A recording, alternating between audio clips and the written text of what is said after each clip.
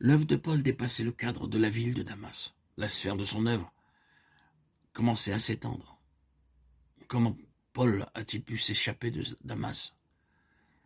C'est avec l'aide des disciples du Seigneur qu'il a pu franchir la muraille de la ville. Il aurait pu descendre tout seul le long du mur de la cité, mais il n'a pas voulu le faire. Cela a pu être mené à bien grâce à l'aide des disciples.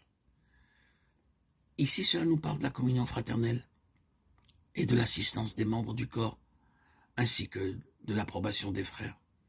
Ainsi, donc Paul ne s'est pas lancé dans cette affaire tout seul, mais il a bénéficié de la sympathie et l'aide des autres. C'est dans la mesure où d'autres prions pour nous, et nous assisterons que notre œuvre sera effective. Lorsque Paul est arrivé à Jérusalem, les disciples l'ont tout d'abord évité.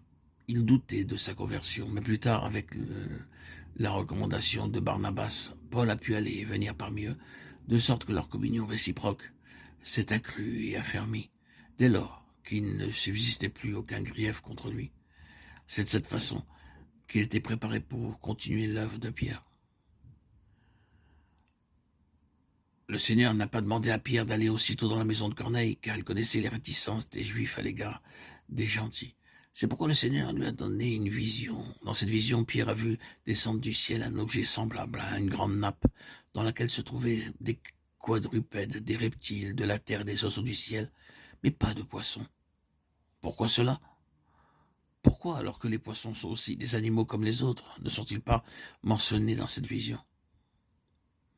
C'est parce que d'après tout ce que signifie l'arche de Noé, les poissons ne sont pas mentionnés dans le récit du déluge.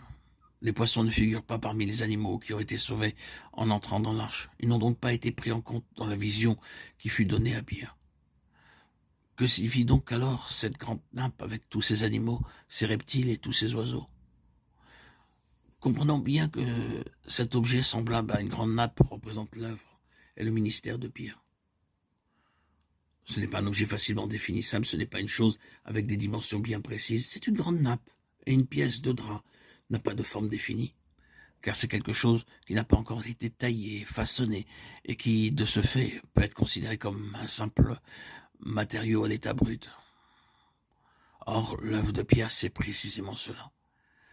Elle consistait à amasser de la matière première en introduisant beaucoup de personnes dans le royaume, cependant, qui donnerait une forme bien définie à tous ces matériaux bruts. Eh bien, le Seigneur a levé Paul, afin que ces matériaux deviennent quelque chose de bien défini. C'est comme si Pierre avait été chargé d'acheter de l'étoffe, afin que Paul, semblable à un habile tailleur, l'utilise pour en confectionner des vêtements. L'œuvre de la vie de Pierre est donc semblable à une grande pièce de drap, dont les formes ne sont pas encore bien déterminées.